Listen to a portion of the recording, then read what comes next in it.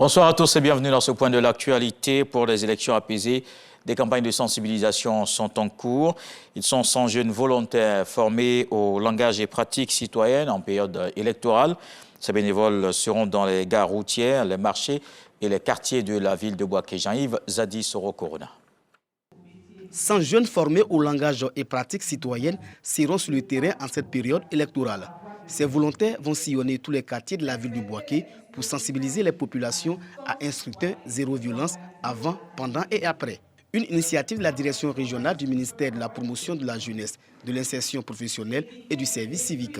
Nous venons de former ces 100 jeunes en action pour la paix, pour qu'ils soient des relais en termes de sensibilisation. La formation a consisté à leur donner des éléments de langage pour être plus actifs sur le terrain, pour que les messages passent. Cette activité bénéficie du soutien des autorités policières de la capitale du Bouaké. Nous, en tant que policiers, nous avons également rassuré la population, renforcé la paix qui est donc recherchée à Bouaké pour que cette paix-là soit une réalité. Cette action s'inscrit dans le cadre de la caravane de la paix initiée par le ministère de la promotion de la jeunesse, de l'insertion professionnelle et du service civique sur l'ensemble du territoire.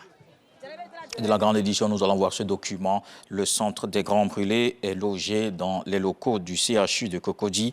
L'établissement a une mission très délicate, assurer la prise en charge sanitaire des personnes victimes d'incendies, brûlures et de lésions importantes. En moyenne, un millier de cas traités chaque année en Côte d'Ivoire. Alors, comment fonctionne ce centre? De quels moyens dispose-t-il? Au cœur des réalités du centre des Grands Brûlés, c'est un sujet de Serge Koléa à suivre à 20h. Dans le reste de l'actualité au Zimbabwe, le président Mnangagwa réélu. Selon les résultats proclamés, il a recueilli 52% des suffrages contre 44 pour Nelson Chamisa, son principal rival à la tête de la coalition des citoyens pour le changement. L'opposition ne reconnaît pas ces résultats proclamés par la commission électorale. Nelson Chamisa affirme ne pas avoir signé les résultats car ils sont faussés. L'ONG Human Rights Watch, elle, dénonce un processus électoral gravement défectueux. De son côté, la SADC, la communauté de développement d'Afrique australe, a jugé certains aspects du scrutin non conformes aux principes de l'organisation régionale.